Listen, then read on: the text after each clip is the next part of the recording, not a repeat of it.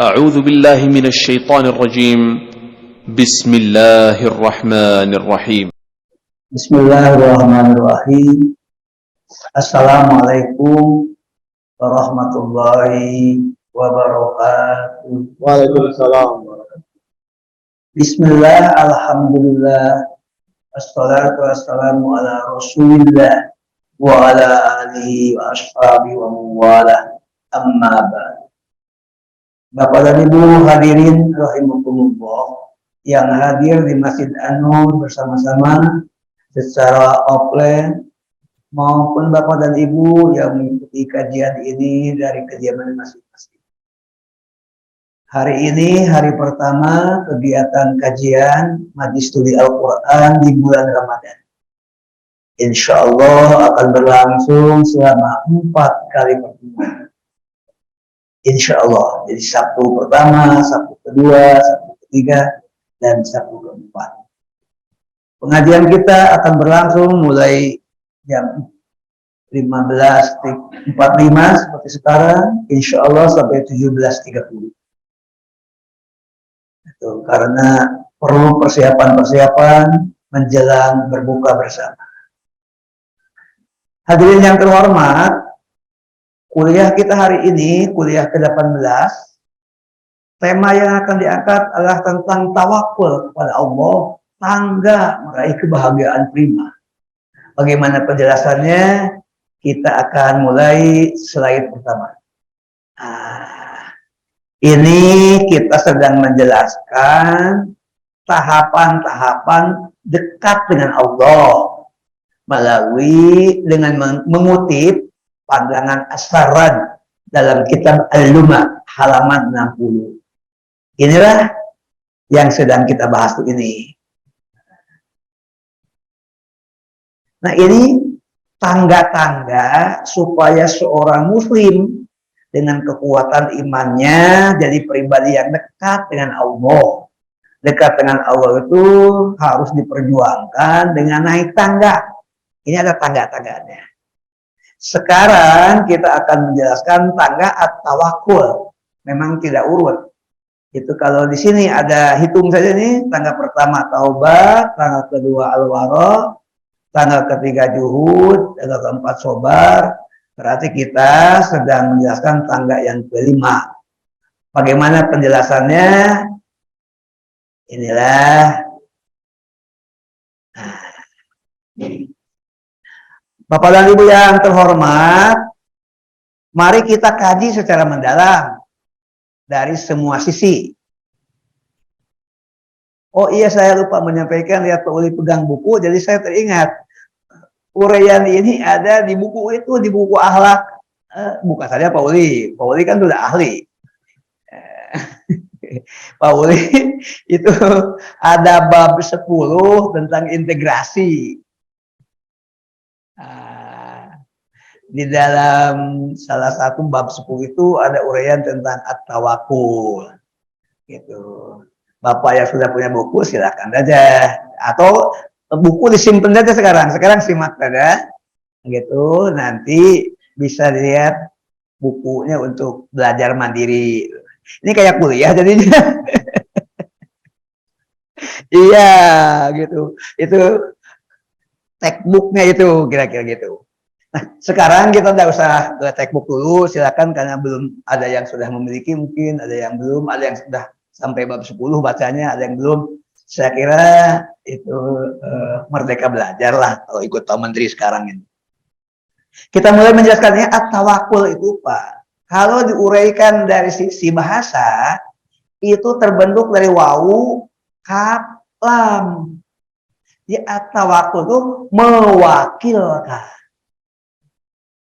Siapa kepada siapa? Kalau tawakulnya kepada Allah, berarti hamba mewakilkan persoalannya kepada Allah.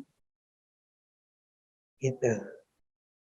Tawakul itu. Nah, kata-kata wakil sudah diserap ke dalam bahasa Indonesia. Kita tahu wakil RT, wakil ketua kepala desa, wakil wali kota. Kata wakil sudah diserap menjadi bahasa Indonesia. Tawakul itu satu mewakilkan. Siapa kepada siapa? Dalam konteks pembicaraan kita adalah hamba yang beriman mewakilkan persoalan dirinya kepada Allah. Makanya tawakal tuh ala Allah. Aku mewakilkan semua urusanku kepada Allah. Jadi lengkapnya tawakal tuh. Yang kedua, ketika mewakilkan ada unsur kepercayaan. Nah, mungkin kita mewakilkan urusan kepada orang yang tidak bisa dipercaya. Misalnya, kalau seseorang menjadi kepala desa, lalu berhalangan, dia akan mewakilkan kepada Pak Sekdes. Maka dia yakin Pak Sekdes tahu persoalan pemerintahan, tahu urusan tentang desa, tahu urusan tentang kemasyarakatan, maka Pak Lurah percaya, Pak Kades percaya, nih Pak Sekdes ini memahami persoalan desa. Jadi dalam mewakilkan itu ada unsur kepercayaan. Jadi mempercayakan. Kita dianggap tidak bertanggung jawab mewakilkan urusan kepada yang tidak bisa dipercaya. Ya bisa hilang.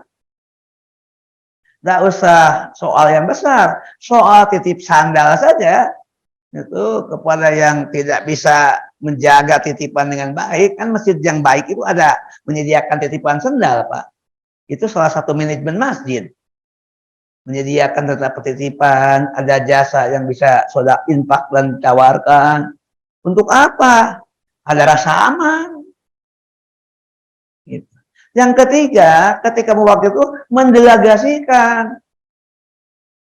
Jadi karena itu orang yang bertawakal itu pertama urusannya jadi ringan, kedua bebannya menjadi berkurang atau hilang, berkurang lah, gitu. Kemudian dia punya mitra yang jadi kepercayaan. Jangan lupa ada sesuatu yang diserahkan. Wewenang. Jadi nanti ketika Pak Kades memberikan sebutan kan, saya atas nama Pak Lurah gitu, atas nama Pak Kades. Biasanya kalau ikut birokrasi gitu, saya bahkan mungkin ada juga yang membacakan teksnya langsung supaya jelas ini bukan pendapat pribadi, sampai pidato Pak Kades itu dibacakan saja oleh wakil, oleh yang mewakilinya. Itu kira-kira. Nah, semuanya jadi mewakilkan, mempercayakan, mendelegasikan, dan menyerahkan urusan kepada Allah. Kepada orang yang diyakini memiliki kompetensi dan integritas. Jadi singkatnya, tawakal ini ada mitranya. Apa mitranya? Coba kita hitung.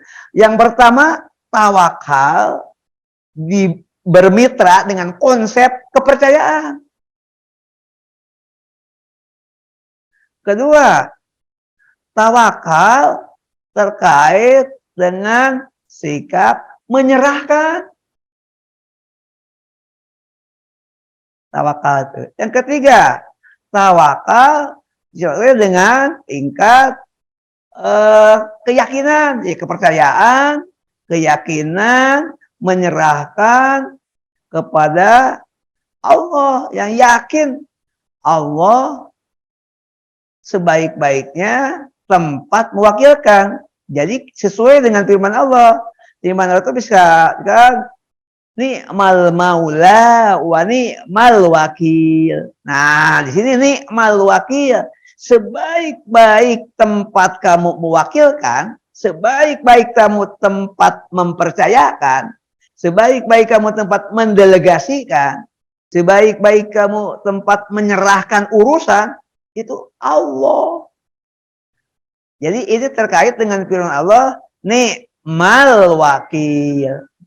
Dalam zikir sering digabung, hasbunallah wa ni'mal wakil, ni'mal maula wa ni'man nasir. Hasbuna, cukup bagi kami. Allah kalau dibalik, Allah cukup bagi kami. Hasbunallah itu. Ni'mal maula. Allah sebaik-baik tempat mewakilkan, tempat mempercayakan, tempat menyerahkan urusan. Wa ni'man nasir, dan sebaik-baiknya yang memberikan bantuan atau pertolongan. Itu kira-kira nih konsepnya. Nah, sekarang kita lanjut slide kedua nih. Slide kedua itu ini mengenai narasi. Ini. Kenapa sedikit kalau mengikuti kaidah bahasa Arab itu bukan tawakal, tapi tawakul. Karena bahasa Arab itu ada wajan, ada pola. Tapa'ala, ya tapa'alu, tapa'ulan. Tawakala itu fi'il, kata kerja past tense. Ya tapa'alu itu kata kerja person. Tawakulan, yaitu sikap menyerahkan, tawakul. Tapi karena kita sudah terbiasa mengucapkannya tawakal, jadi kalau mengikuti kaidah bahasa, bukan kebenaran yang diambil, tapi keguyuban. Gitu. Padahal kalau dikembalikan kepada kebenaran bahasa, itu tawakul. Gitu. Sama seperti ucapan yang betul itu masjid. Tapi dalam kamus disebut bukan masjid, tapi masjid, pakai E. Ya memang sudah didengar dan diterima dalam bahasa Indonesia masjid, padahal seharusnya masjid. Itu baru sesuai kaidah. Baik Pak Uli, mohon baca, termasuk nanti dibaca yang di hurufnya agak kecil, itu sumbernya. Tawakul kepada Allah berarti mempercayakan segala urusan dunia dan akhirat kepada Allah dengan kepercayaan penuh kepadanya setelah dia merencanakan hidup dan kehidupan ini dengan perencanaan terukur, matang, dan rasional. Di balik sikap tawakul itu ada keyakinan bahwa Allah nikmal al-wakil, sebaik-baiknya tempat mewakilkan, mempercayakan atau menyerahkan kepada segala urusan dalam hidup dan kehidupan ini. Dengan bertawakul kepada Allah, beban hidup kita menjadi ringan, baik pikiran, perasaan, maupun ruhani, sehingga kita dapat menikmati kebahagiaan hidup prima. Tawakul menurut Al-Ghazali berpangkal dari iman yang berarti membenarkan bahwa Allah nikmal al-wakil.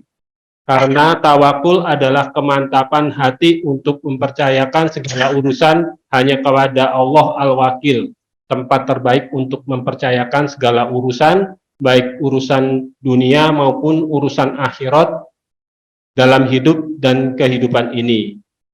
Imam Al-Ghazali, Ihya Ulum Al-Din Juz 4, Beirut, Dar Al-Fikri, TT ini apa Pak? Tanpa tahun. Nah, tata tahun halaman 240 dan 253. Nah, itu sumbernya. Jadi kalau gitu, tadi dari segi pengucapan, tawakul. Kenapa saya tidak ikut tawakal? Ini kan sedang bukan buku populer, ini buku ilmiah. Harus dikembalikan kepada kaidah ilmu. Kalau populer mah tawakal lah. Nah, jadi tawakul kepada Allah atau secara populer tawakal kepada Allah, kembali lagi tadi mempercayakan segala urusan dunia dan akhirat kepada Allah.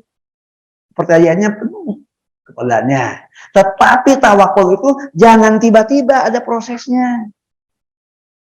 Jadi jangan tawakul itu di awal, tawakul itu ujung dalam tahapan-tahapan manajemen perencanaan hidup. Tawakul itu berada di ujung. Apa yang harus dikedepankan? Dikedepankan kita merencanakan. Perencanaannya harus terukur, matang, rasional. Jadi tahap-tahap yang harus kita lakukan itu kita mengambil tanggung jawab terhadap hidup kita dengan merencanakan, ada planning.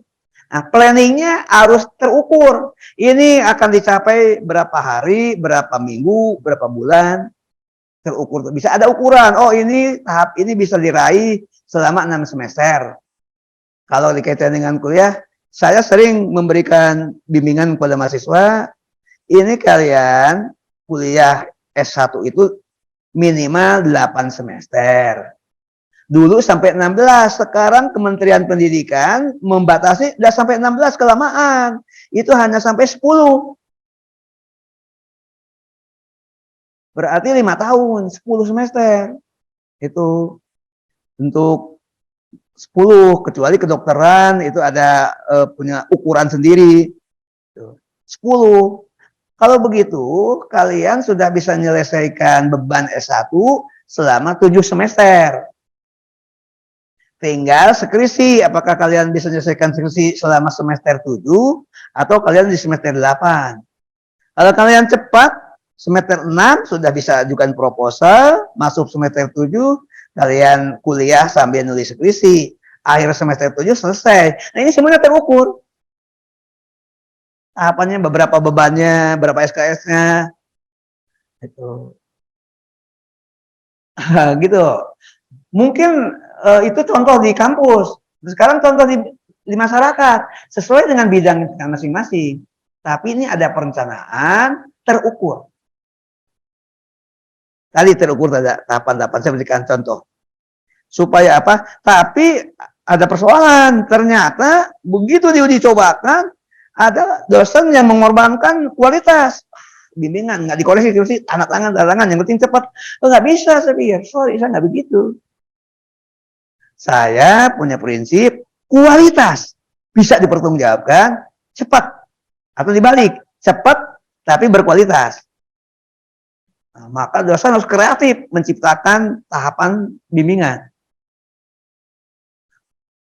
Oh, maaf, saya sebulan yang lalu terpaksa dengan berat bersepakat disertasi tidak lulus. Gitu aja. Sakit emang. Kenapa tidak lulus? Masa calon dokter baca Quran nggak benar? Itu ukuran paling dasar. Oh, nggak bisa saya pertanggungjawaban ke hadapan Allah. Kalau rektor mengizinkan, saya tetap tidak. Ini kadang-kadang rektor, ya udah nggak cerita terlalu jauh nih, cerita internal kampus. Sudah kayak Kementerian Agama gitu. Yang penting cepat. Nggak bisa. Gimana? Cepat. Untung pendapat saya masih didengar, mungkin kan saya dianggap senior. Jadi para guru besar yang lain, udahlah kalau senior sudah ngambil keputusan begitu, kita ikut. Itu, pikir jangan ikut-ikutan, harus punya pendirian. Itu contoh nih. Pak Uli pun kan ini kelihatannya perlu energi baru, terbarukan.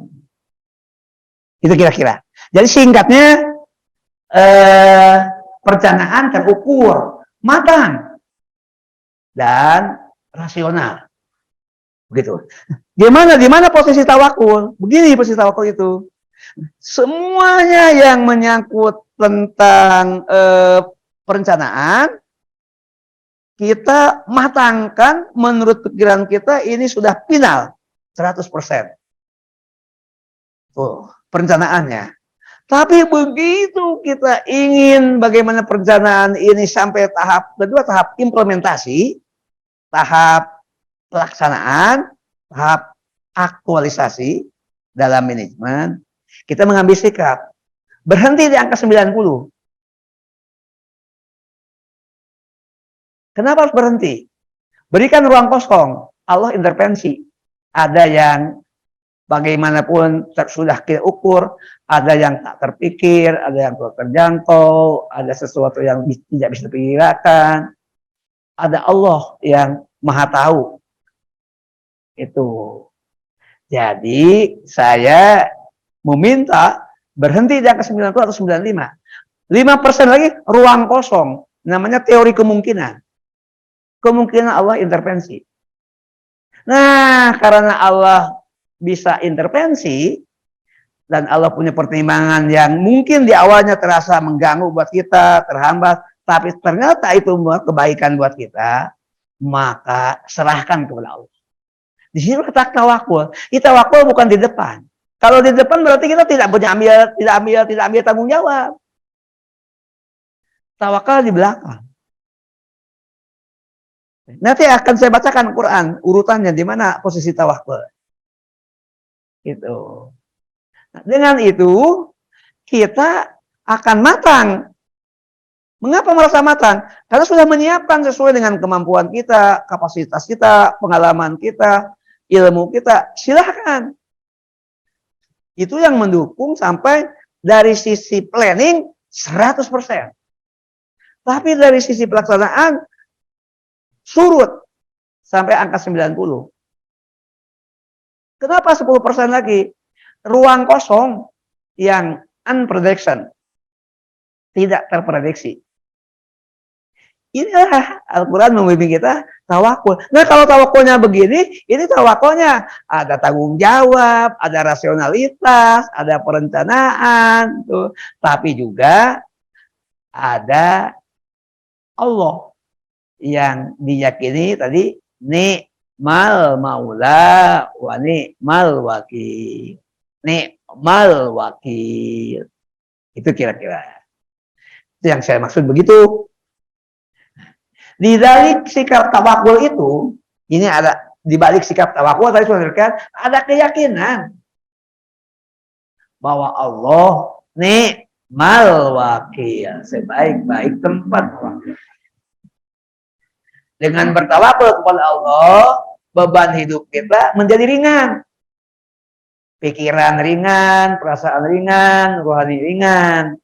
Dan itu yang membuat orang tawakul itu punya tangga untuk naik kepada kebahagiaan. Baru tangga, ini tangganya sudah tersedia. Kalau itu dijalani, tawakulnya benar, sampai kebahagiaan. Itu kira-kira, Masya Allah. Urusan apa nih? Urusan dunia, karir, dagang, ya, bisnis, apa? Kalau sekarang istilah yang sedang top itu entrepreneur, tapi kalau saya menambahkan ada spiritual entrepreneur. Gitu. Sedang saya tulis, kapan-kapan boleh dibahas di masjid ini. Tapi ini tujuannya untuk publikasi dulu, ada untuk jurnal, kita kira-kira. Baik, kita lanjut sekarang. Nah, Pak Uli, ini salah satu manfaat dari tawakul. Siapa yang mewakilkan urusannya kepada Allah dan menyerahkannya dengan tulus kepadanya, maka Allah akan mencukupkan apa yang dianggap penting oleh mereka. Manusia, menurut Al-Maraghi, tidak bertanggung jawab merencanakan, berusaha, dan menempuh sunatullah dalam kehidupan ini. Kemudian menyerahkan urusan yang sudah direncanakan dengan matang itu kepada Allah dalam menghadapi apa yang tidak diketahuinya dalam hidup ini karena keterbatasan yang melekat pada diri manusia. Namun tawakul harus didampingi dengan kesabaran berupa daya tahan, keuletan dan ketangguhan. Sabar dan tawakul merupakan dua sisi dari satu mata uang. Keduanya terhubung secara simbiotik dalam sebuah sistem.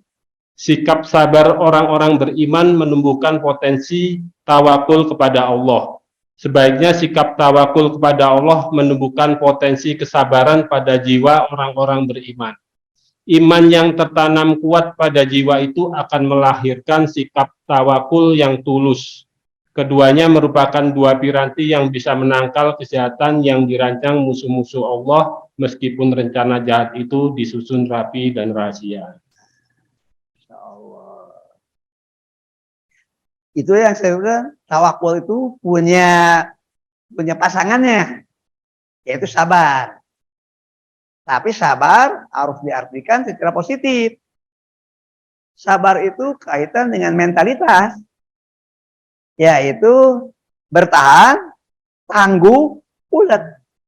Di dalam, kalau dalam konteks ibadah mahdoh, ya bertahan dalam beribadah.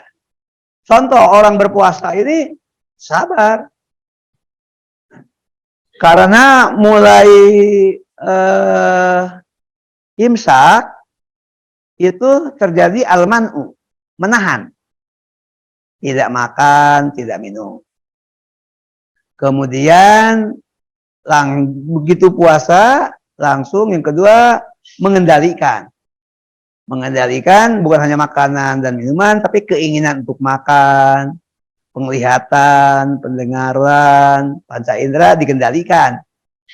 Sehingga yang dikendalikan itu bukan hanya makan dan minum, tapi kemaksiatan. Nanti kita. Itu.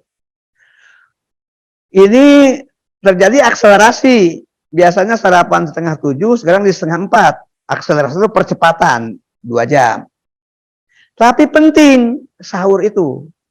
Karena itu menyediakan cadangan energi. Tapi lama-lama habis juga. Sampai jam 12, jam 1 sudah habis. Seharusnya udah ada keinginan untuk makan.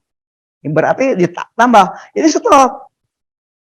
Nah, ini dibutuhkan sabar. Bertahan. Tangguh. Kenapa? Nunggu sampai maghrib. Nah, sekarang kita sudah di posisi lebih dekat ke garis finish. Nah, tapi puasa ini, puasa yang dalam bahasa Arab itu kan as-saum al-muaqqat. Puasa yang ada batas waktu. Nanti maghrib akan berakhir puasa kita. Namanya saum temporary. Ada batas waktu. Batas waktu itu dibagi dibagi 2. 1 sampai maghrib. Tapi ada nanti sampai akhir Ramadan. Begitu besok 1 Syawal sudah diharamkan oleh Allah untuk berpuasa. Nah, tapi harapannya, ketika orang berpuasa harapannya tidak hanya sampai berbuka dan sampai Idul Fitri. Harapannya puasa ini terbawa sampai saat kita menghadap Allah di mahsyar. Tuh. Nah, jadi intinya orang yang berpuasa punya kesabaran, bertahan, tangguh, udah. Tapi biasanya lulus untuk saum yang ada batas waktu. Padahal saum yang kedua itu yang real. Jadi kepribadian. Saum yang kedua itu al-mu'abbad, forever. Selamanya. Loh kok bisa saum selamanya? Bukan tidak makan, tidak minum, tapi tidak makan hasil korupsi. Tidak makan yang diharamkan oleh Allah. Itu total. Saumnya tidak ada batas waktu, seumur-umur. Itu saum yang total, itu seumur-umur. Apakah larangan untuk tidak makan hasil mencuri, hasil manipulasi, hasil markup anggaran, itu ada batas? Enggak. Ini puasanya puasa yang jadi kepribadian mesti. Sebab kalau puasa yang seumur-umur haram dalam Islam. Nggak boleh seumur-umur karena ada kebutuhan. Kebutuhan fisik, kebutuhan biologi. Itu kira-kira penjelasannya supaya dipaham. Gimana? Sudah dibaca ya Poli ya tadi ya? Yang ini sudah kan? Nah, ternyata sabar dan tawakal itu simbiotik. Apa itu simbiotik? Simbiotik itu saling membutuhkan satu sama lain dalam sebuah sistem. Dan saya mengutip sebuah hadis, orang yang sabar dan tawakul dalam hidupnya, maka dia akan terlindungi dari rencana-rencana kejahatan musuh-musuh Allah. Konkretnya gimana? Seorang menjadi pejabat publik, tentu lewat pemilu, pasti polarisasi. Ada yang dukung memberikan suara kepada yang bersangkutan, ada yang tidak. Polarisasi itu tidak bisa dihindari. Akan terjadi namanya pemilihan kepala desa, sampai pemilihan RT, sampai kepala desa, terjadi polarisasi. Tetapi pemimpin yang baik, polarisasi itu tidak terus jadi konflik. Apalagi sampai terbelah konflik fisik.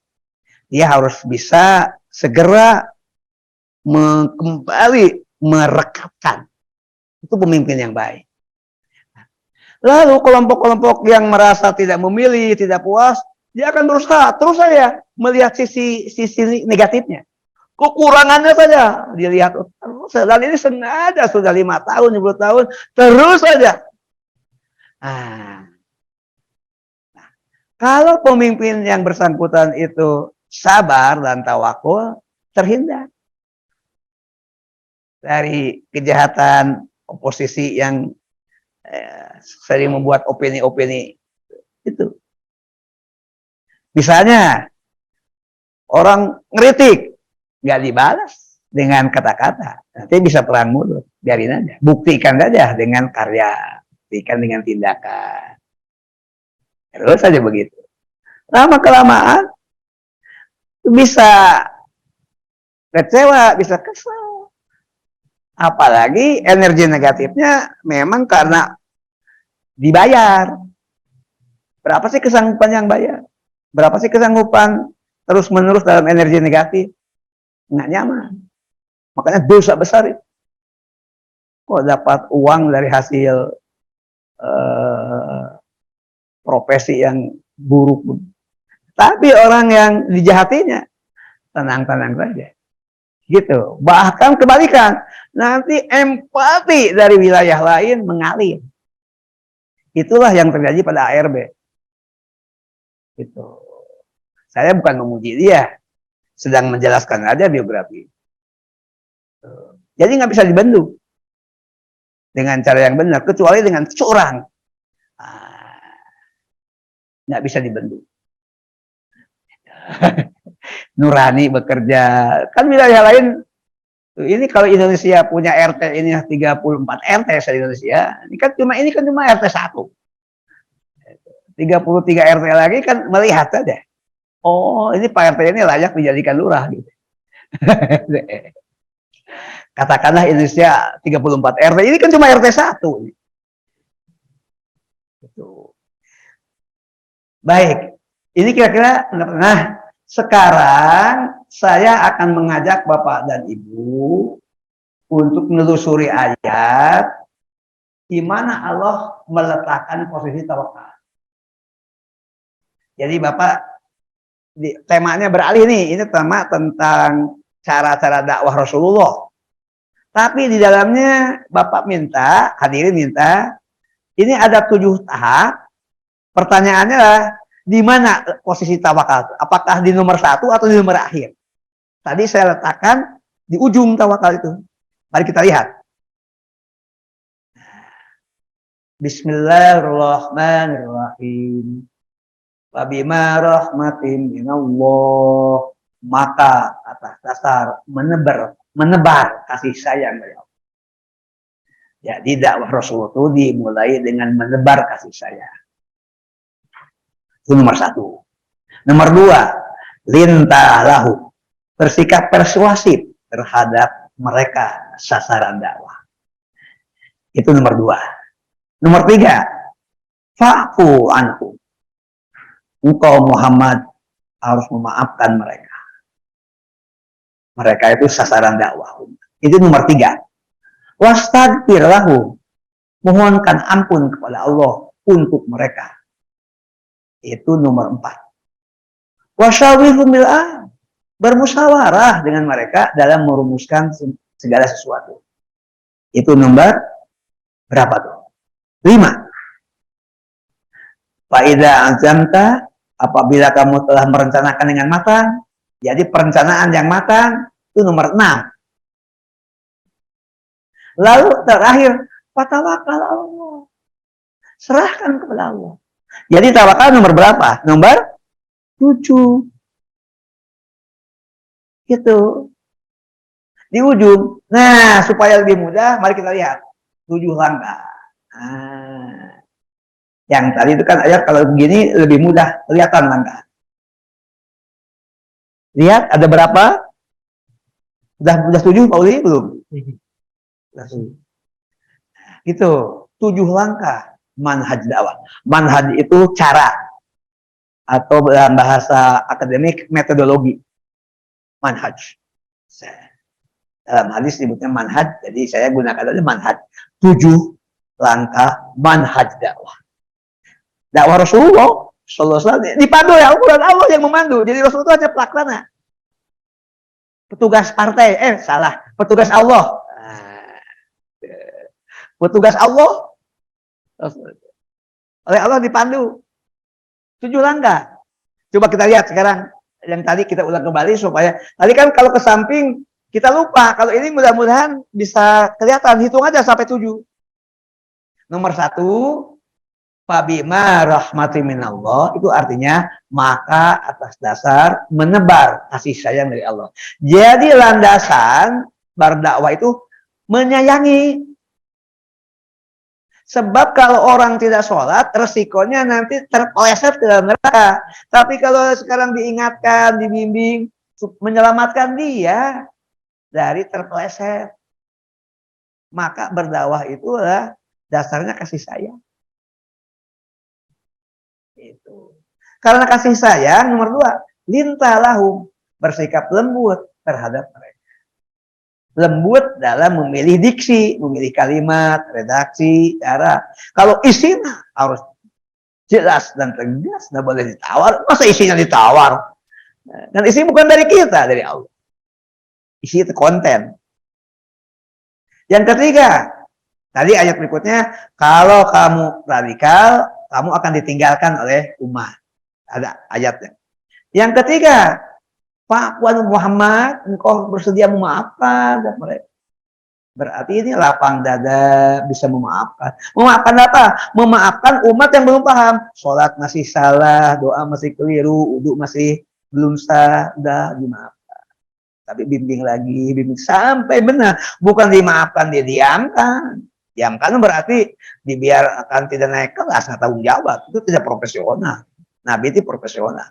Besok kita akan kuliahkan tentang profesionalisme. Besok subuh. Wastagfir lahum. Mendingan kamu mohonkan ampun, ya Allah, ampuni umatku.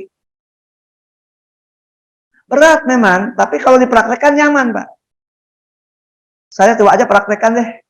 Nyaman. Tiba-tiba ada respon positif.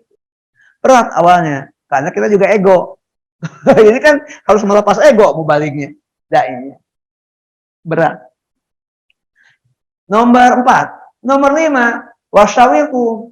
Coba musyawarahkan. Mungkin dia tidak tahu pentingnya iman, pentingnya sholat, pentingnya berzakat, pentingnya agama Islam.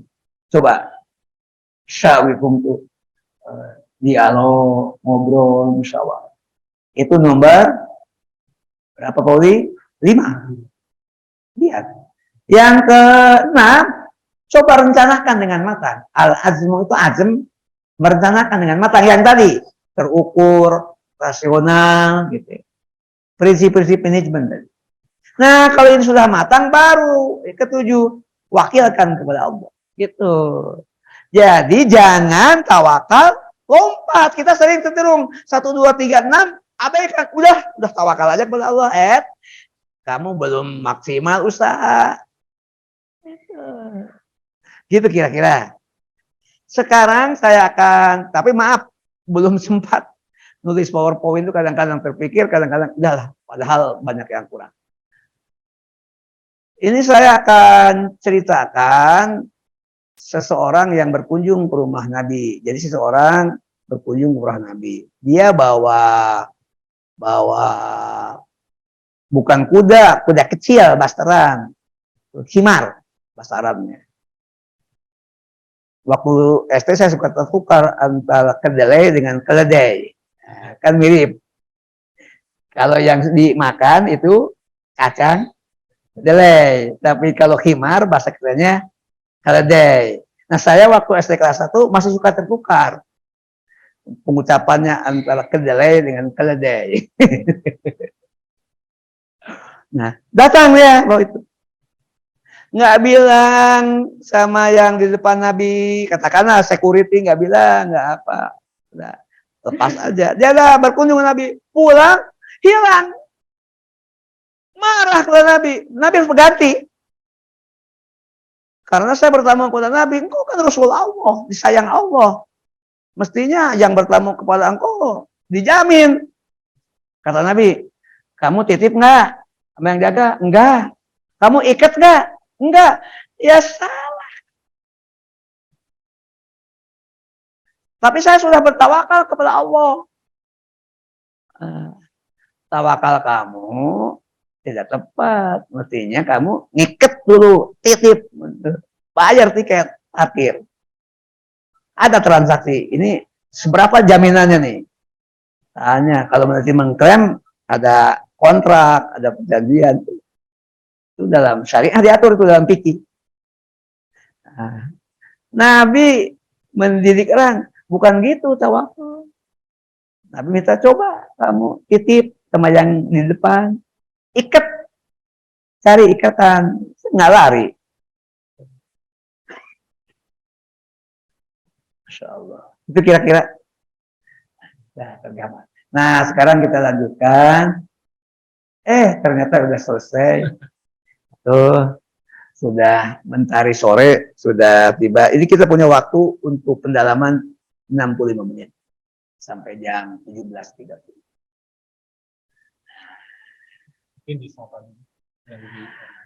Baik, bersama kita sudah hadir beberapa orang yang mengikuti dari rumah, dari kediaman masing-masing. Coba kita lihat sekarang. Pak Uli, ini saya akan ini keluar ya? Ya, Pak? Keluar aja. Terpelanting. Ini kembalikan lagi Pak, supaya bisa menyapa yang mengikuti dari rumah. Itu kalau istilah saya terpelanting. Oh, Pak Azharuddin Latif bersama kita dari rumah. Pak Azhar, assalamualaikum Pak Azhar. Jalan Prof, masih di jalan Prof. Oh, ada Pak Nasir, ada Pak siapa nih? Asija Sukumba. Baik, nah Bapak-Bapak bisa bersama-sama memberikan pendalaman dengan dialog, waktunya cukup panjang. Siapa yang memulai atau yang di sini dulu di masjid? Silahkan.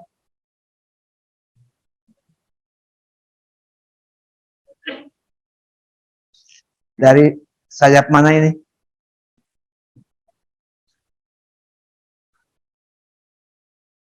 Terima kasih Prof. Assalamualaikum warahmatullahi wabarakatuh. Waalaikumsalam warahmatullahi wabarakatuh. Langsung aja saya ingin bertanya Prof. Bedanya apa bedanya tawakal dengan tawasul? Tadi Prof bilang tawakal mewakilkan. Ada lagi tawasul. Tawakul atau tawasul? Tawasul. Pakai S. Ya, S. Bedanya apa itu? Oh, tawasul ya? Ya. Tidak dibahas kan hari ini? Tidak, cuma ingin. Tapi Bapak mohon penjelasan. Ya, ingin penjelasan. Baik. Kalau tawakal dengan tawakul hanya beda ucapan. Yang benar menurut kaidah bahasa Arab tawakul. Yang populer di masyarakat tawakal. Tapi maksudnya harus dijelaskan sama. Kalau tadi sudah. Ya. Sekarang tawasul. Tawasul itu memang satu wajan, satu pola kata dalam tawakul. Tawasul itu dari kata wasilah. Wasilah maksudnya media atau perantara. Gitu. Atau wasilah. Dalam Al-Quran ada ayat wabtagu ilaihil wasilah. Cari wasilah atau media untuk sampai kepada Allah. Contohnya begini Pak. Bapak seorang yang muslim yang baik, muslim yang taat. Tapi Bapak berada di wilayah minoritas muslim. Sehingga Bapak tidak punya teman. Bahkan Bapak kesulitan untuk sholat Jumat. Karena sholat Jumat nggak bisa sendiri kan, berjamaah. Gitu. Nah, Bapak diminta untuk cari wasilah. Coba get information. Cari informasi di mana masjid yang dekat. Oh, ada. Tapi jaraknya 5 kilometer dari tempat Bapak. Nah, Bapak mendapatkan informasi tentang di mana masjid, itu wasilah. Tujuannya Bapak ingin mendapatkan masjid. Tapi Bapak nanya dulu kepada setiap orang. Nah, orang yang memberikan informasi ke Bapak itu adalah memberikan wasilah. Itu dulu. Itu secara bahasa begitu. Bapak bisa mengatakan dalam bahasa Arab, saya mendapatkan masjid ini, mendapat informasi tentang masjid ini, wasilah saudara kami, Pak siapa. Itu wasilah menurut bahasa begitu. Misalnya, saya berada di Bogor, tahun 79, saya nggak tahu Ciputat, Pak. Nggak kebayang blank Ciputat, tapi saya niat, saya ingin mendaftar di IAIN Jakarta. Lalu saya tanya, siapa guru-guru yang alumni Ciputat? Ada ternyata. Guru kami di PGA Bogor yang alumni IAIN Ciputat. Tanya, Pak, saya ingin kuliah di Ciputat. Yang kebetulan namanya Pak Raji ini, Pak Paru Raji. Bapak kan alumni Ciputat. Iya, saya alumni Ciputat. Coba Anda datang ke Ciputat, cari teman saya yang jadi dosen. Ini alamatnya, ini rumahnya. Nah, saya datang ke Ciputat dengan membawa surat dari Pak Paru Raji. Ternyata bukan di komplek, rumahnya di Pondok Labu. Saya kejar, mana Pondok Labu? Sampai di sana diterima. Oh, Anda muridnya teman saya. Iya, Pak. Begini, besok ketemu di kampus. Datang ke kampus. Nah, beliau yang antar. Coba tanya Bapak ini, daftar sini, terus ini. Kan nggak seperti sekarang informasinya. Maka saya bisa jadi mahasiswa UIN, bertawasul atau mendapatkan wasilah dari Fahri Raji. Fahri Raji mengoper kepada temannya. Pak siapa sudah masuk. Itu menurut bahasa gitu. Tawasul itu. Kira-kira, tunggu, belum selesai. Itu supaya Bapak dapat gambaran secara kebahasaan gitu. Nah, sekarang gimana bertawasul kepada Allah? Nah, di sini ada problem. Ada yang berpikir, saya harus memohon doa kepada Rasul. Ya Rasul, tuh, tolong mohon doakan supaya saya dapat petunjuk. Kan Rasulnya sudah meninggal. Gimana Rasul menolong kita, mendoakan kita? Ada yang coba bertawasul ke Syekh Abdul Qadir Jailani. Saya doakan kami, biar kami anak orang yang soleh. Nah, terbagi dua. Ulama yang berpikir, nggak bisa bertawakal kepada orang yang sudah meninggal. Anda ingin jadi orang soleh? Iya. Mohon doa. Mohon doanya dari orang yang sudah meninggal. Lah, gimana? Orang sudah meninggal sudah putus. Tapi kalau datang kepada yang masih hidup, misalnya, suka datang, Pak Asep, tolong doakan anak kami, biar anak soleh. Ya, sama-sama berdoa. Bu, ya Allah, jadikan anak ini anak yang soleh. Boleh bertawasul kepada saya, karena saya masih hidup. Karena isi tawasulnya positif, mohon didoakan, supaya anak kami jadi anaknya. Saya doakan, dan ayo sama-sama doa. Begitu. Tapi ada satu pandangan dalam Islam, boleh bertawasul kepada orang yang sudah meninggal. Kalau saya, tunggu dulu, gimana? Karena orang yang sudah meninggal sudah selesai. Dia dengan kebaikannya atau dengan keburukannya sudah selesai. Meskipun orang itu seorang yang diyakini waliullah. Itu kira-kira Pak? Apa itu yang dimaksud? Ya, itu maksud Prof. Jadi mana yang lebih yang menurut Prof yang lebih tepat? Lebih tepat itu bertawasul kepada yang hidup. Konkret dong. Iya. Seperti beberapa orang, kalau saya ke kampung, saya mungkin dianggap itu bukan minta ilmu pada saya, bukan. Tolong Pak, doakan anak kami, beri anak yang soleh. Ini mau masuk IAIN biar lulus. Ya, kamu belajar. Tapi tidak merasa nyaman kalau dikasih nasihat untuk belajar saja. Psikologinya saya paham. Maka saya ajak, ayo kita sama-sama berdoa kepada Allah. Saya pakai bahasa Indonesia, ya Allah, tolong jadikan anak ini, bukakan hatinya, bukakan pikirannya. Saya kadang-kadang doanya singkat aja. Ya Allah, dengan keberkahan Al-Fatihah, ya Allah, bukakan pikirannya untuk memudahkan belajar, memahami ilmu. Bukakan hatinya untuk meresapkan ilmu. Bukakan, mantapkan jiwanya untuk mengukuhkan ilmu jadi kepribadian. Begitu. Ayo kita berdoa. Nah, gitu. Tergambar Pak? Jadi boleh tawasul? Boleh. Kepada yang hidup atau yang sedang mati? Ya. Kan doa bersama insya Allah lebih kuat. Al-quwah ma jamaah. Doa itu seperti power. Kalau bersama dengan penuh ketulusan bisa lebih kuat. Gitu kira-kira. Jadi beda dong. Sekarang sudah jelas perbedaan antara tawakul dengan tawasul.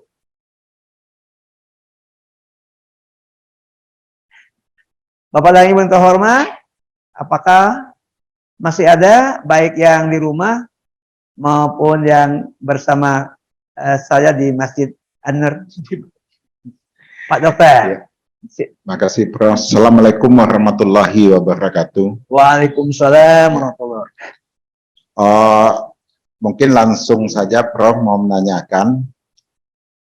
Tadi itu kalau saya nggak salah tangkap dalam tawakul ini itu adalah hasil hilir lah gitu ya Prof, hasil ujung.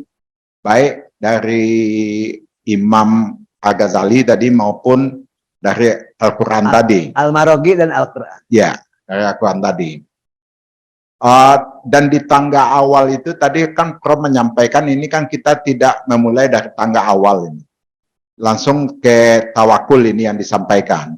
Sebetulnya kan ada tobat, zuhud, berbagai tangga lagi. Dan kemudian ada sabar juga. Dan jadi ini yang mau saya tanyakan Prof, sebetulnya kan kita sering mendengar bahwasanya walaupun dalam grup media sosial pun juga sering, kalau seringlah dikirimlah hasbunallah wa ni'mal wakil. Dan kadang-kadang itu diminta, baca ini sekian kali, diwiridkanlah, kira-kira begitu. Sehingga kita serahkanlah segalanya, kita wakilkan kepada Allah. Kita percayakan, dan kita delegasikanlah tadi itu kepada Allah. Tapi itu kan tidak bisa kita dapatkan dengan artinya mewiridkan tadi. Atau bagaimana itu Prof? Apakah cukup kita menyatakan hasbunallah wa ni'mal wakil, kita baca 100 kali atau berapalah gitu misalnya. Apakah cukup itu diwiridkan atau ya memang proses tadi mana dakwah tadi kan ada 7 tingkat. Betul-betul kita harus laksanakan 7 tingkat tadi. Atau terbalik kita lihat dari bawah, tingkat yang paling bawah yang Prof sampaikan tadi. Ada tobat, ada sabar, ada zuhud, ya segala macam tadi. Baru pada tawakul dan kemudian baru kebahagiaan. Di tawakul itu sendiri ada lagi 7 lagi tangganya lagi.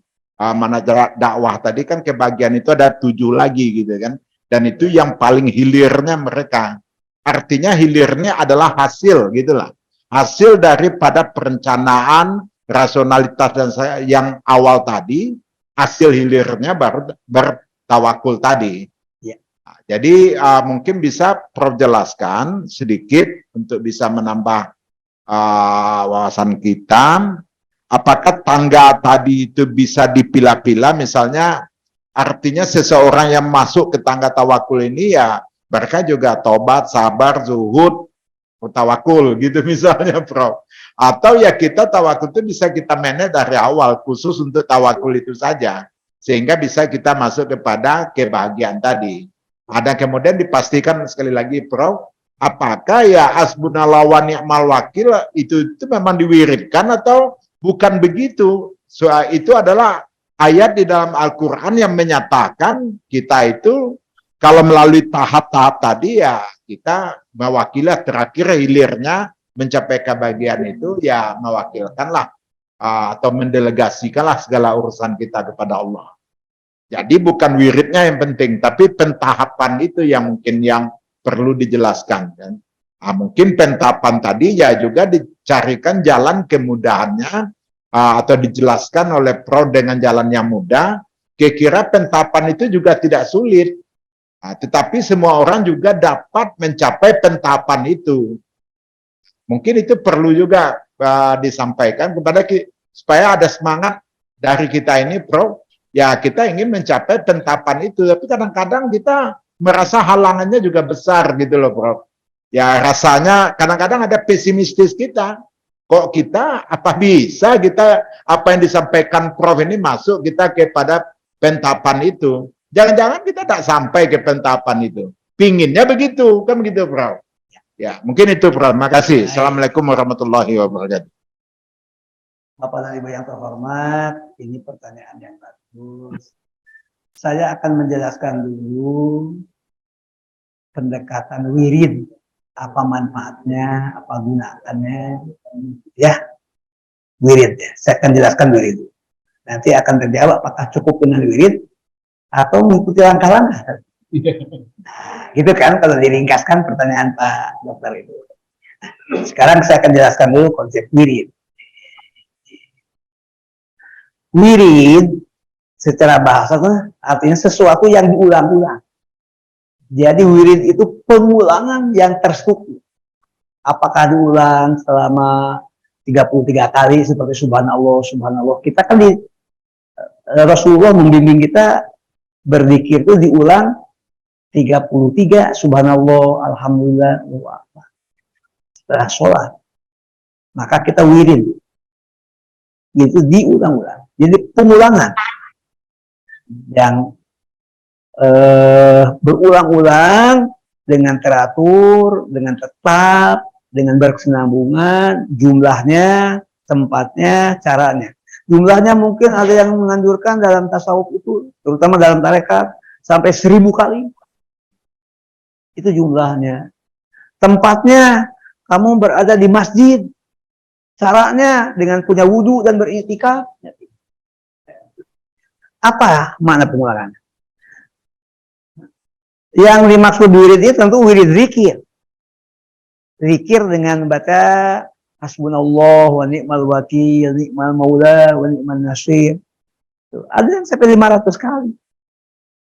Dalam 1 jam atau 2 jam. Untuk apa? Sekarang manfaatnya. Ketika kita wirid dengan kalimah thayyibah atau ungkapan yang dari Al-Quran seperti kita wirid, katakanlah 2 ayat digabung. Hasbunallah wa ni'mal wakil. Itu 1 ayat. Ayat 1 lagi berbeda itu, digabung. Ni'mal maula wa ni'man nasir. Sehingga kalau wiridnya bareng begini nih, saya ragakan dulu.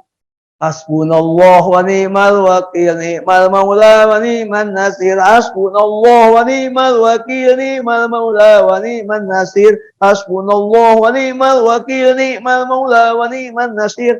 Dengan suara keras berulang-ulang, bergema, berjamaah. Ada yang begitu. Itu udah tarekat itu. Tarekat. Apa manfaatnya? Bisa dijelaskan. Zikir ini dibagi ada tahapan. Tahapan pertama zikir itu menyebutkan. Nah, atau mengucapkan. Maka ini pengucapan lisan. Diucapkan. Karena diulang-ulang terus pengucapan ini akan masuk ke dalam memori. Sehingga terus memorinya mengingat Allah. Maka dikir pertama mengucapkan, kedua mengingat. Itu pergeseran dari mulut ke memori. Mengingat. Karena ini berulang-ulang mengucapkan, mengisi memori terus, maka nanti bisa turun ke dalam hati. Nah, ke dalam hati itu merasakan. Karena itu zikir sekarang dibagi 3. Mengucapkan,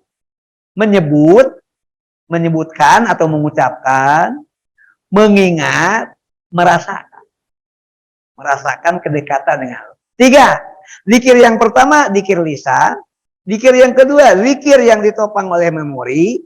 Zikir yang ketiga, zikir hati. Zikir kalbu. Itu tahapannya. Ini bisa dipahami secara psikologi. Lalu, nah, zikir yang berulang-ulang diucapkan, disebutkan, diingat, dan dirasakan itu akan tersimpan dalam alam bawah sadar. Nanti, pada saat orang itu meninggal, maka ketika meninggal itu terjadi penurunan daya ingat perlahan-lahan. Mohon jangan disingkat. Agak sensitif. Penurunan daya ingat perlahan-lahan. Nah, gitu. Iya. Nah, kalau baru diingatkan, nggak nyanda, nggak ketangkap. Baru diingatkan, ingat. Subhanallah, subhanallah. Enggak. Ini kemampuan memori mengingat sudah menurun. Berpikir menurun, menyimpan menurun. Orang sedang koma kok menuju titik. Tapi kalau orang yang pernah mengucapkan zikir lisan, memorinya terisi, perasaannya terisi, maka ada dalam alam bawah sadarnya. Jadi begitu dia dalam keadaan sakaratul maut, maka dia akan lebih mungkin tidak ada yang membimbing.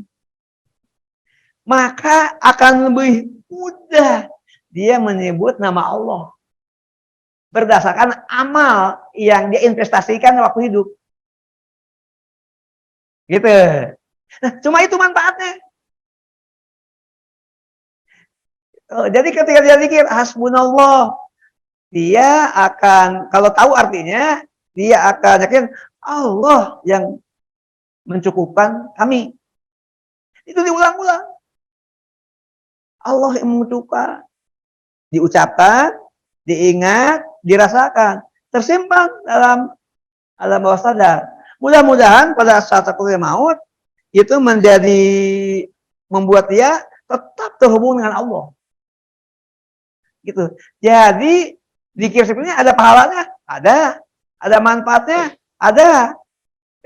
Tapi apakah kemudian mengubah sikap, mengubah perilaku? Ya enggak lah.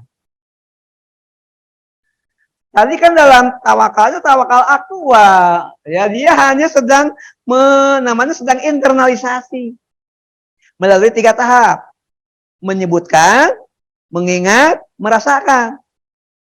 Cuma 3, itu namanya internalisasi. Apa tuh internalisasi? Sedang menginput.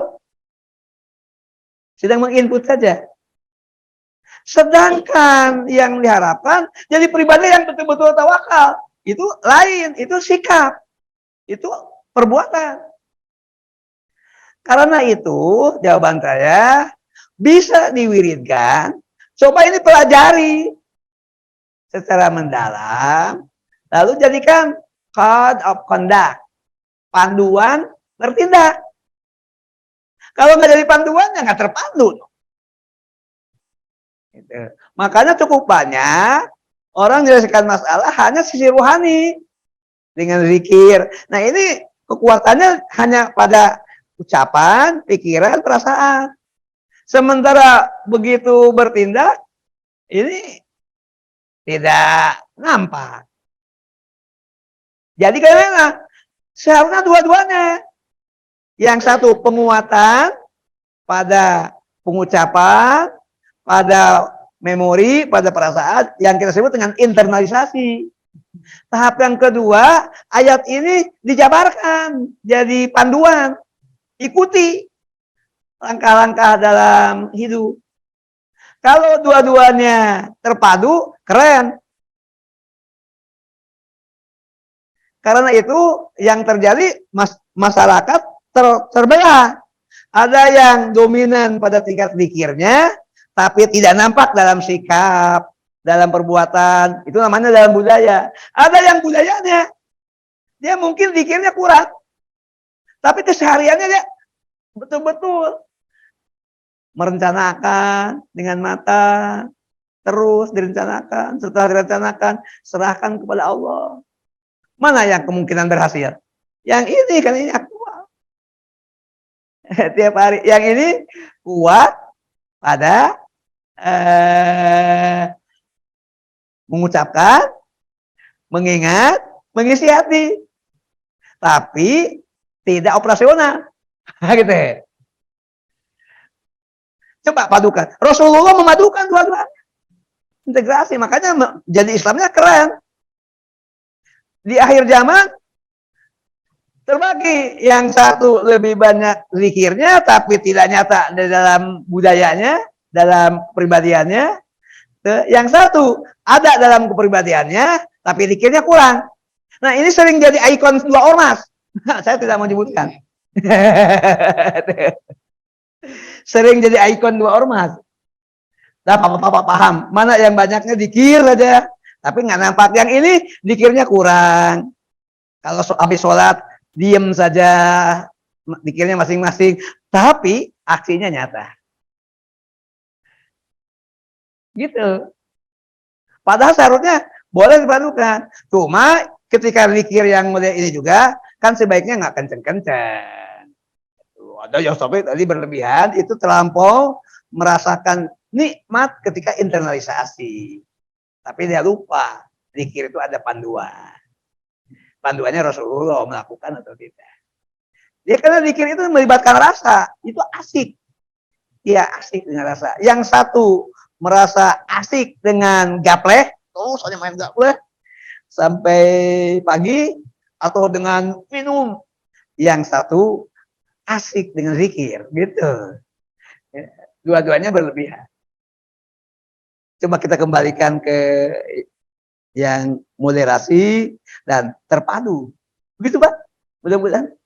Mudah-mudahan tergambar. Sayangnya di Indonesia jadi ikon ormas. Walaupun tentu di sana sini sudah mulai ada integrasi, ada perubahan. Jadi nggak bisa melihat persoalan sosial itu dengan kacamata kuda. Enggak, itu perspektifnya harus, tidak bisa satu perspektif.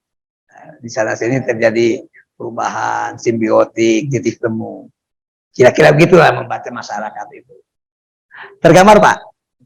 Alhamdulillah. Pokoknya kalau dengan saya ngaji sampai tergambar. Bapak Ibu yang hormat, mungkin yang di rumah, silakan, saya tidak menyebut satu persatu. Tapi ini Pak Muhtar tuh di sini ada, di sana ada, gimana ini? Oh, gitu. Saya lihat sebelah kanan saya ada di masjid, dan sejak tadi saya lihat, ini seperti waliullah ini. Assalamualaikum, Bro. Assalamualaikum. Waalaikumsalam. Ya.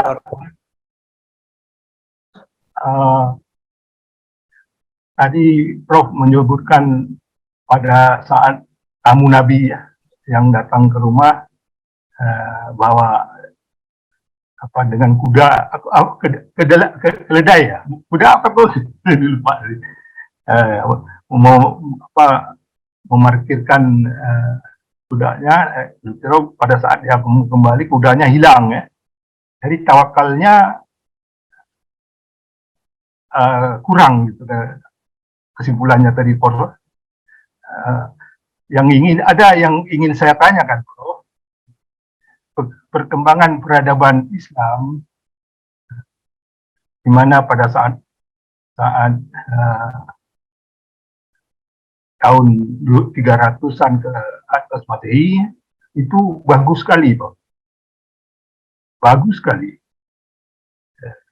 Maksudnya saintis, ilmuwan dunia itu orang Muslim banyak yang mendapatkannya.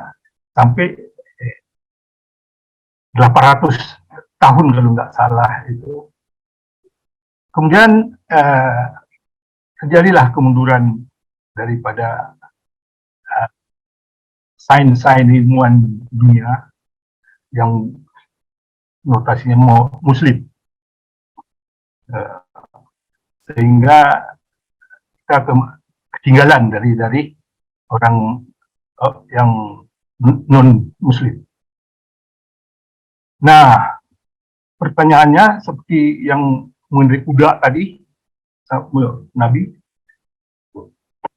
pada masa-masa kejayaannya itu tentunya ada sesuatu yang mereka bertawakal kepada Allah sangat-sangat serius.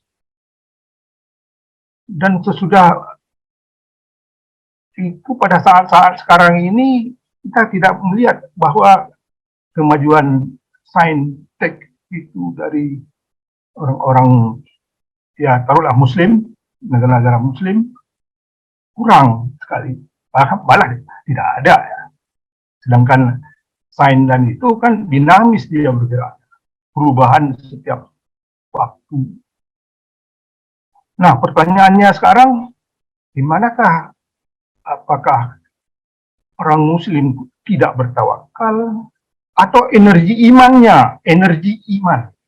yang kurang sehingga tawakal kepada Tuhan dia tidak, sebelumnya sudah tidak melaksanakan gitu, atau memang dilaksanakan karena kurangnya tawakal. Itulah pertanyaan saya, apa yang menyebabkan itu kira-kira tawakal kepada Allah kurang, atau memang energi imannya yang sudah tergerus. Itu aja, Profesor. Terima kasih. Assalamualaikum warahmatullahi wabarakatuh. Waalaikumsalam. Terima kasih Pak M. Nasir. Begini Pak, tawakal itu ada aspek lahir, ada aspek batin, luar, dalam. Seorang yang bertamu kepada Nabi tadi itu meninggalkan aspek lahir, aspek al-asbab, sebab dia tidak mengikat kudanya. Mungkin kuda ada kendalinya kan, nah, ikat dong, lalu titipkan sama orang, sehingga ada keterlibatan orang lain, pihak lain untuk menjaga kendaraannya. Baru serahkan kepada, itu yang saya tadi tawakal mulai dengan perencanaan terukur, rasional. Itu yang dalam kasus tamu Rasulullah SAW tadi, dengan mengikat kendali kuda, menitipkan sama orang, maka orang ini belum bertawakal karena syarat prakondisi untuk tawakal secara lahiriah tidak dilakukan. Jadi belum bertawakal. Rasulullah SAW dipandu oleh Allah membimbing kita bertawakal yang baik dan benar menurut Al-Quran, ajaran Islam. Itu. Nah, sekarang ketika bertanya gimana panduan supaya bertawakal sesuai dengan yang difirmankan Allah, dicontohkan Rasulullah. Mari kita urai yang tadi. Yang pertama, tawakal itu harus dipahami, itu menyerahkan kepada Allah. Serahkan kepada Allah. Ketika menyerahkan kepada Allah, yakin Allah adalah tempat bergantung, tempat mewakilkan, tempat menyerahkan, tempat yang menjadi jaminan, tempat yang memberikan rasa aman. Nah, karena itu bertawakal ini ada prasyarat. Ini nyambung juga dengan sampaikan Pak Dr. Ihsan tadi yang belum saya komentari. Kalau yang bersangkutan dosanya banyak, terhalang oleh dosa, makanya Asarot menyarankan sebelum tawakal tobat dulu. Gimana caranya? Coba beristighfar, astagfirullahaladzim, astagfirullahaladzim, astagfirullahaladzim, dengan dihayati, diresapkan. Wah. Kemudian, kita juga harus punya penopangnya, astagfirullah. Kalau Allah belum mengabulkan, atau kalau Allah menunda doa kita tidak putus asa, tetap bertahan, tetap tangguh, dan terus berusaha. Maka tawakal selain harus bersih hati dengan tobat, juga harus dengan sabar, bertahan, tangguh, ulah. Sabar ini bisa dengan diawali dengan penguatannya dengan wirid, jadi dengan zikir, karena itu penguatan ucapan, penguatan pikiran, penguatan perasaan. Tapi sabar juga harus in action. Tawakal itu harus dengan perencanaan, dengan aksi, dengan perbuatan yang tangguh. Sabar membawa tawakal, tawakal membawakan sabar. Nah, kalau ini terpenuhi, maka kita jadi pribadi yang unggul. Unggul karena kita merencanakan urusan hidup kita. Kita tidak fatalis, tidak putus asa, bukan pemalas, bukan diam, bukan penempuh jalan pintas, pengen kaya tapi tidak mau kerja, pengen untung tapi tidak berusaha. Itu mental-mental yang membuat orang bisa cepat terbawa kepada korupsi, kepada judi, nanti gambling. Bukan, itu penyakit. Tapi tawakal itu tangguh, ulet. Kalau Bapak sebagai pedagang hari ini rugi, dipelajari apa yang salah. Oh, mungkin kualitas barang, oh mungkin memasarkan, oh mungkin pelanggan, atau mungkin di sini sudah ada pelanggan lain yang sudah relasi dengan masyarakat dekat. Oh mungkin kurang senyum, oh mungkin kurang ramah, oh mungkin kurang memberikan bonus. Evaluasi. Besok perbaiki. Nah, itu usaha. Terus usaha. Setelah berusaha, serahkan kepada Allah. Belum berhasil, tidak putus asa. Coba baca riwayat bagaimana seorang entrepreneur yang berhasil. Apakah di situ ada pasti ditemukan tentang sabar, tangguh, berulang-ulang. Tuh, Pak. Ternyata urusan dunia itu kadang-kadang Allah berikan kepada orang yang kepada Allah tidak beriman, tapi di dunia dia mengikuti ajaran Allah, dalam sabarnya ikut ajaran Allah, tangguhnya, uletnya, usahanya. Itulah yang kita temukan mentalitas orang-orang, katakanlah orang Jepang, orang Korea, tangguh, katakan gitu. Nah, tapi tentu untuk akhirat ya gigit jari. Untuk dunia dia bisa sih. Nah, kaum muslimin sering lemah pada merencanakan, matang, terburu-buru, pengen jalan pintas, tidak bertahan, tidak tangguh, tidak ulet. Maka tawakalnya dah. Kalau menurut saya sih belum tawakal, karena persyaratan yang diminta belum terpenuhi. Akhirnya mungkin larinya ke zikir tadi. Oh, jadi yang seharusnya diamalkan itu jadi wirid saja. Nah, mungkin hatinya bersih, dekat dengan Allah, tapi urusan bisnis keteter. Etosnya kalah sama Cina, kalah sama Korea, kalah sama Jepang. Tunggu dulu, tapi urusan dunia, urusan akhirat menang yang sedikit. Cuma tentu saja oleh Allah dinilai, ya kamu hanya membawa kebaikan, tapi tidak melakukan perbaikan. Kebaikan untuk dirimu saja, zikir, doa. Tapi kalau kamu jadi berhasil, jadi seorang entrepreneur yang berhasil, lalu kamu kemudian hasil kekayaanmu untuk membangun masyarakat, kamu juga, kamu orang baik, kamu juga melakukan perbaikan. Nah, itu yang diminta oleh Allah. Bukan hanya baik, tapi orang yang bisa memperbaiki orang lain. Tidak bisa memperbaiki keadaan orang miskin. Bagaimana bisa menyumbang, bagaimana bisa melakukan pemberdayaan. Sementara kita sendiri tidak punya etos dalam usaha. Tidak bisa. Gimana hasilnya? Ya di dunia kalah sama orang kafir. Urusan bisnisnya. Kalah. Nah, ini yang tantangan terberat kaum muslimin di Indonesia. Sudah banyak yang berusaha, yang sukses. Tapi mestinya butuh pemimpin yang bisa menggerakkan, yang berikan contoh, yang komitmennya real untuk bangsa, untuk kemajuan. Bukan jadi boneka. Bukan dikendalikan oleh segelintir pengusaha. Kembalikan kedaulatan kita kepada kita. Itu. Nah, jadi ini pesan-pesan untuk perubahan tahun depan.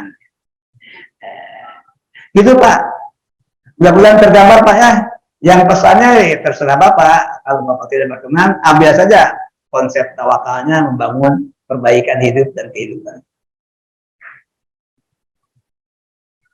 Cukup? Panasnya cukup? Nah, sekarang mungkin menyapa ini Pak Tardi. Mangga, Pangersa.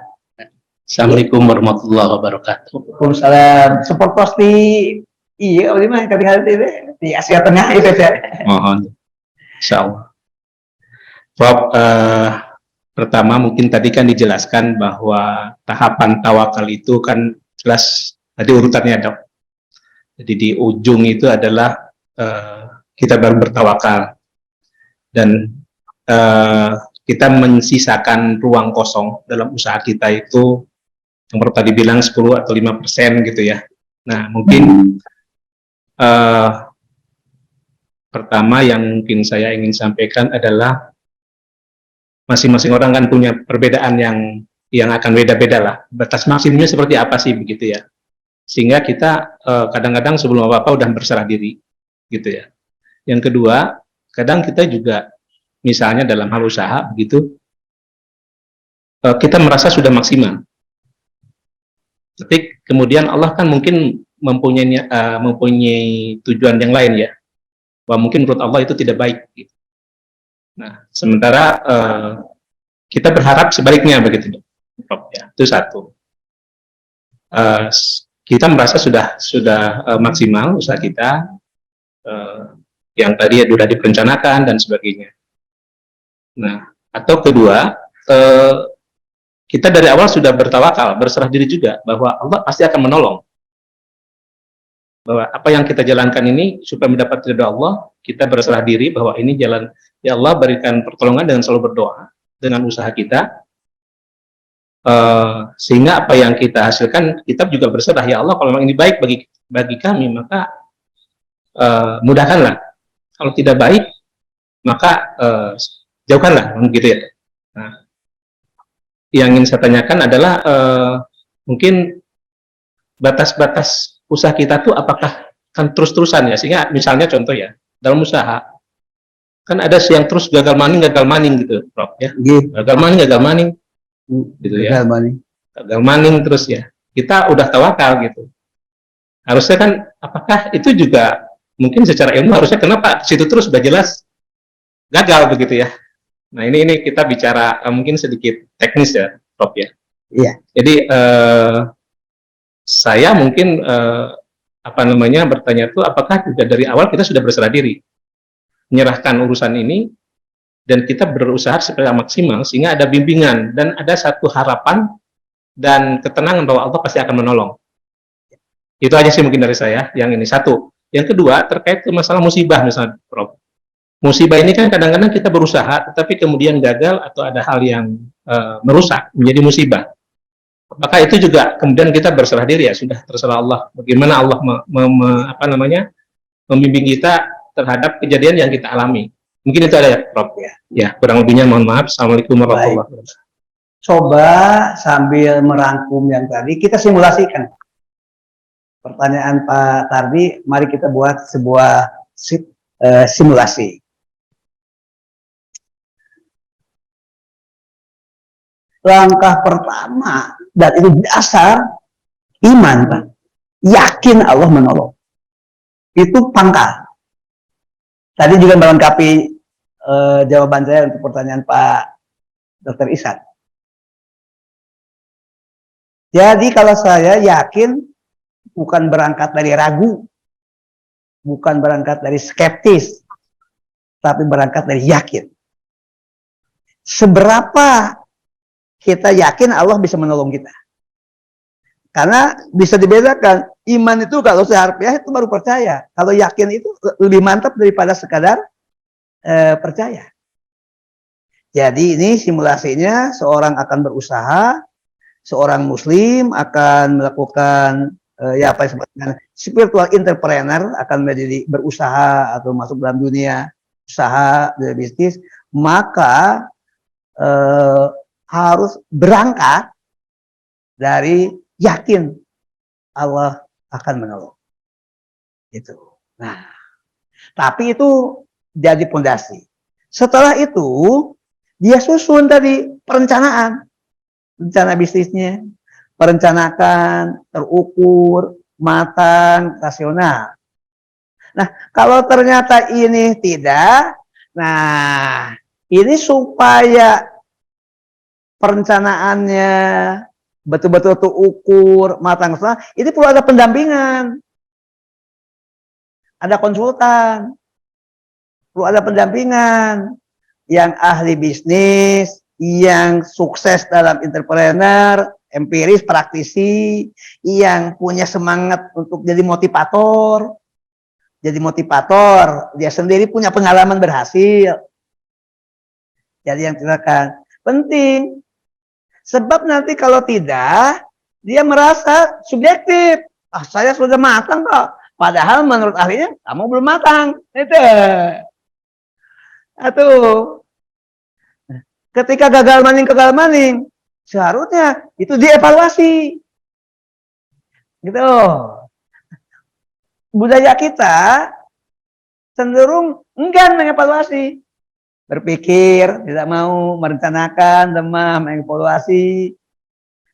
Tuh. Maka ini harus ada penguatan. Penguatan itu namanya berdaya. Maka harus ada pemberdayaan kaitan dengan sikap, kaitan dengan mental entrepreneur. Asobru sebetulnya, tangguh, ulet. Itu gimana tangguh itu bisa ditransformasikan, bisa ditularkan. Itu. Maka perlu ada pendidikan kewirausahaan, pendidikan mental entrepreneur, perlu. Supaya anak-anak muda kita, anak-anak muda yang unggul. Setelah itu, mungkin orang sering, wah nggak punya modal. Karena dia berpikir dalam bisnis hanya modal yang paling pokok. Maka ini perlu semuanya. Semuanya untuk memenuhi tadi. Terukur, matang, rasional. Jadi perlu ada pelatihan, perlu ada pendampingan, perlu ada evaluasi. Ini yang disebut dengan konsep pemberdayaan. Seharusnya negara ini adalah membantu rakyatnya menjadi wirausaha, bukan dipotong, dibimbing, ciptakan jadi pengusaha-pengusaha, bukan 80% sampai 20% kekuasaan negara dikuasai oleh penguasa asing. Asing itu yang lama-lama mau mencaplok negeri kita, bukan, didik rakyat jadi pengusaha.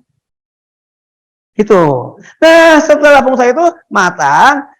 Tadi pangkalnya dari sisi iman, dari yakin Allah. Sekarang keyakinan itu wujudkan. Kamu harus ada ruang kosong untuk siap.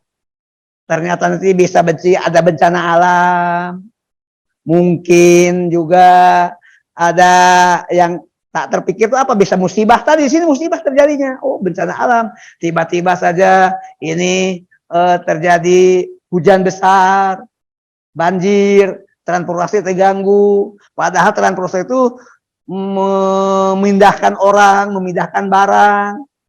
Waduh, gimana nih usahanya, tergantung kepada pengiriman. Nah, itu bisa ngirim tiba-tiba seperti gempa bumi Cianjur, itu kan mematikan. Nah, untuk menghadapi ini, tawakal bekerja. Nah, berserah kepada Allah. Tuh, kalau ternyata sampai modal ludas, aset habis, jaringan, wah, itu dalam bisnis.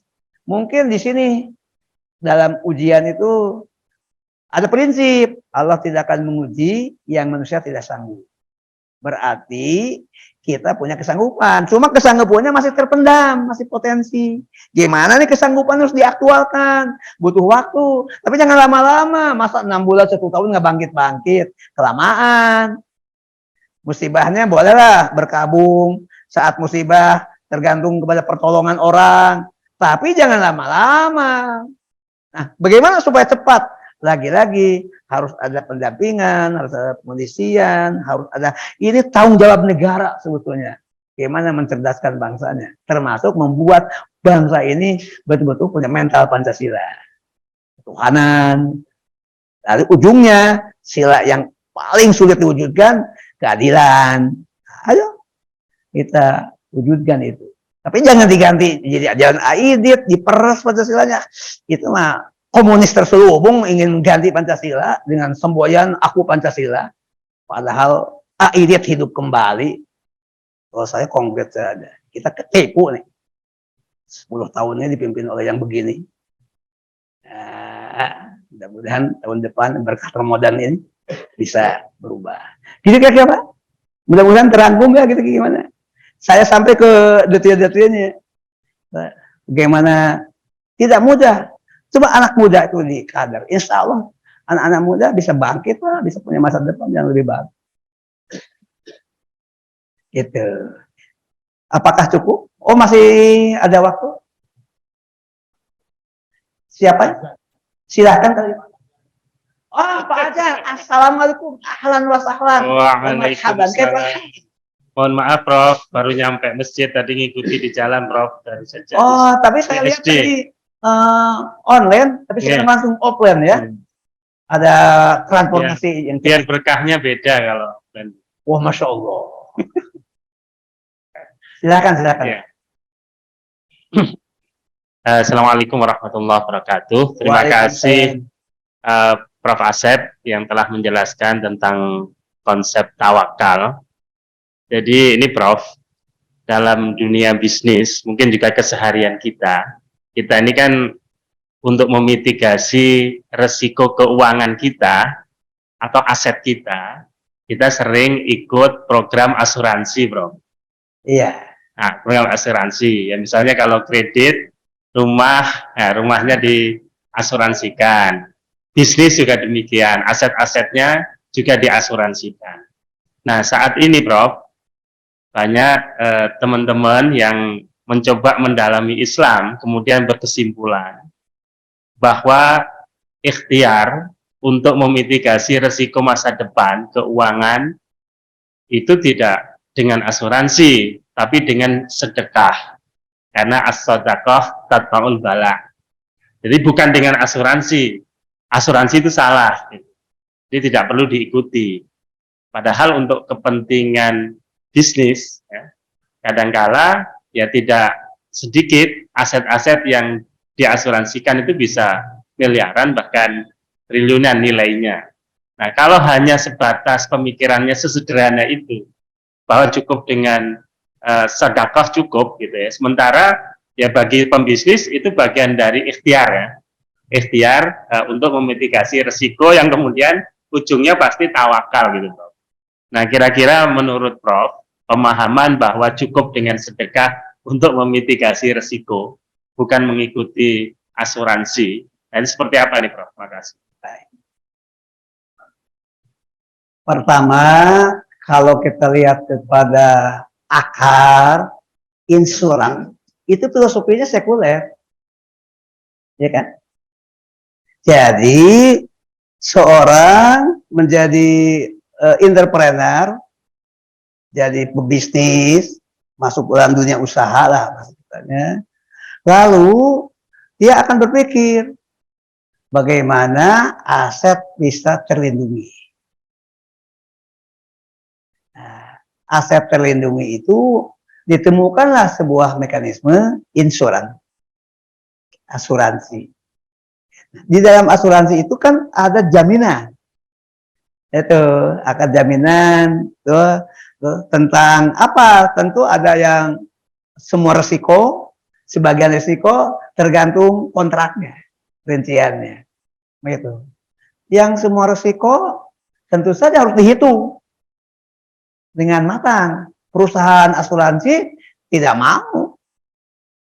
Makanya kan kalau menginsuransikan kendaraan ditanya, ini tahun berapa, harga berapa, itu dihitung. Kenapa dihitung? Supaya dia bisa untung. Kalau dikembalikan kepada disiplin ilmu jenengan, ini kan isuransinya maisir, gambling. Akadnya ini untuk sesuatu yang padahal seharusnya kan kalau saya merumuskannya kemarin harus terhindar dari 3 M, itu maisir, riba, goror, MGR. Itu prinsipnya 3. MGR ada dulu lah. MGR, maisir, riba, goror. Nah ini ada unsur goror. Ada unsur maisir, gambling. Nah, jadi ini akad untuk sesuatu yang gambling. Nah, perusahaan asuransi tidak mau kalah. Dia ingin menjamin yang kira-kira resikonya kecil, tidak terjadi. Sehingga semua orang nggak dikembalikan. Karena tidak terjadi lah resikonya. Tentu akan seperti itu haram. Jadi kan lebih paham dari aspek hukum Islamnya. Gitu. Nah, lalu gimana ini masuk ke dunia Islam? Lalu dalam Islam kita punya kekayaan. Yang salah satunya dikaji dalam ilmu tasawuf. Mari sekarang kita jelaskan. Gitu. Jadi konsep bisnis dalam Islam itu sebetulnya konsepnya ta'awun. Tolong menolong. Tolong menolong. Jadi konsumen perlu menolong pedagang menolong konsumen. Jadi ini dua pihak, pembeli dengan penjual itu terjadi tolong menolong. Maka ayat yang bisa dijadikan rujukan wa ta'awanu 'alal birri wat taqwa. Bir ini adalah kebajikan, berarti di dalam transaksi, di dalam akal, dalam bisnis ada bir. Bukan bir minuman. Bir itu jadi kebajikan seperti daratan. Seperti kita memandang sejauh mata memandang. Karena bir itu satu akar kata dengan barun yang artinya daratan luas. Kalau barun itu daratan yang luas, kalau birun kebajikan. Apa hubungannya dari segi ilmu bahasa? Itu kebajikan yang tanpa batas.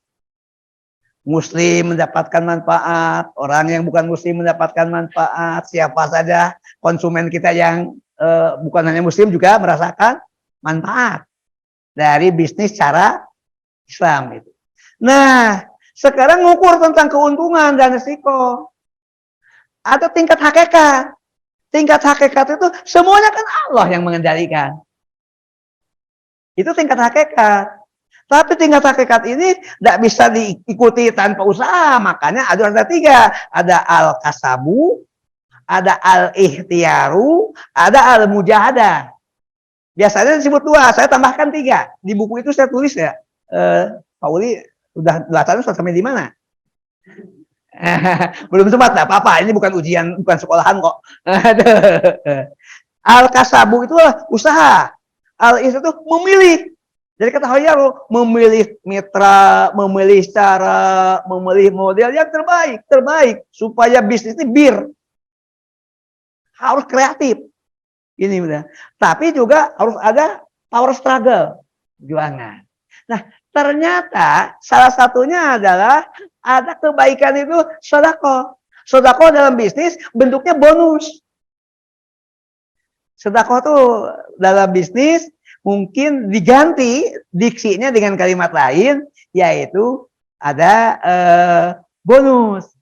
Gimana praktek Nabi mengajarkan? Mari kita lihat bagaimana cara Nabi berdagang di Madinah. Mengajarkan. Pertama, Nabi memberikan layanan yang sempurna kepada konsumen, yaitu tidak mengurangi takaran, timbangan, ukuran. Kalau panjang, ukuran. Kalau berat, timbangan. Kalau isi, apa? Volume. Pokoknya yang pertama, ada kejujuran. Ada kejujuran, ada tuh. Jadi ini konsumen akan puas karena barang ini tidak ada unsur manipulasi, golor tadi, tidak ada unsur kecurangan, tidak ada kebohongan, kaitan dengan takaran, kaitan dengan berat, kaitan dengan isi. Pastikan itu, berarti negara harus bisa melakukan mengukur takarannya, diperiksa, dilihat. Dalam negara modern itu Kementerian Perdagangan harus punya, dan sekarang punya ukur. Kemudian dilakukan dengan persahabatan, dengan senyum, dengan sapa, dengan salam. Nah, ini teori-teori marketing ini ada. Nah, dalam marketing kita. Jangan pedagang kecut saja sehingga untuk jasa tertentu saya malas datang lagi. Saya mau nggak malas ngirimkan barang lewat perusahaan ini. Pikir orangnya tidak ramah. Isi saya sampai kenapa tidak mau yang dekat? Nggak ramah, nggak mau. Gitu. Jadi, setelah itu berikan bonus. Misalnya kalau forma sudah takaran formanya berkualitas, promosi sesuai dengan asli, lalu dikasih tambah. Nih bonusnya 3. Setiap bonus kita sediakan bonus. Nah, ternyata itu akan membawa keuntungan. Apa keuntungannya? 1, pelanggan tersentuh hatinya. 2, kita memberikan empati, simpati. Kita memberikan di mana-mana konsumen akan senang kalau diperlakukan istimewa, apalagi kasih bonus. Maka besok akan jadi pelanggan tetap. Nah, pelanggan tetap ini salah satu jaminan keberlangsungan bisnis. Jadi jaminannya bukan jaminan yang tadi. Berarti jaminannya bisnis kita dijamin keberlangsungan. Kan bisnis itu paling penting berlangsung. Ada prinsip saya temukan, saya suka ngobrol sama bisnis. Nggak apa-apa untung sedikit, berbagi. Tapi bisnis kita jalan. Perputaran uang, perputaran aset, terus. Itu yang disebut dengan dalam tasawuf istiqomah mudawwamah. Konsisten bisnisnya bisa berjalan dan berkesinambungan. Itu sudah jaminan bahwa ini ada perputaran uang, ada jaminan bahwa modal kembali, keuntungan tiap terukur nyata. Begitu. Sedekahnya di mana? Tadi albir. Ternyata tidak hanya cukup itu. Kalau sampai nisab, ada zakat. Kan ini tijarah diukur dalam 1 tahun asetnya berapa. Dengan lengkap. Apakah sudah nisab? Apakah sudah haul? 2 persyaratan. Keluarkan dengan zakat. Zakat membersihkan. Belum lagi nanti ada, kalau ini perusahaannya sudah besar, apa yang disebut dengan CSR. Nah, CSR itu dibentukkan itu sedekah, itu infak kepada masyarakat yang kira-kira kondusif untuk menjamin keberlangsungan usaha. Kan ada CSR, tapi CSR lagi-lagi konsepnya sekuler. Nah, jadi sedekah infak kepada masyarakat terdekat. Ini kalau kita punya pabrik, punya usaha besar, siapa yang terlibat. Karena kata Imam Al-Ghazali dalam kitab Ihya Ulumuddin, begitu kita berada di meja makan, itu ada mata rantai yang melibatkan banyak pihak sampai kepada makanan tersaji di depan kita. Nah, ketika kita berbisnis, mata rantai itu diberdayakan. Itu. Maka perusahaan yang Islam itu saya pernah mengikuti dalam sebuah seminar, itu seharusnya sahamnya dimiliki oleh buruh, oleh pegawai, lihat. Itu. Tapi bisa panjang. Nah, ternyata bisa cocok dong fikih dengan tasawuf. Itulah integrasinya ajaran Islam, satu paket. Kuliahnya bisa beda, syariah itu ini masalah fikih, tasawuf dari suludin, ternyata dalam praktek bisnis terintegrasi. Ada jaminan keberlangsungan usaha kita melalui sedekah. Ada satu lagi, Allah memberikan ridho. Cukup banyak cerita, ada peristiwa kebakaran, yang lain terbakar hangus, satu toko terselamatkan. Ternyata begitu dipelajari, ini jaminan sosialnya atau insurannya lewat sedekah, lewat derma, lewat sosial, lewat pemberdayaan, lewat santunan yatim. Beberapa ini mestinya dijadikan kajian untuk kreatif dalam membangun bisnis yang Islam. Bisnis Islam ini harus ada tasawufnya, ada fikihnya, ada tauhidnya.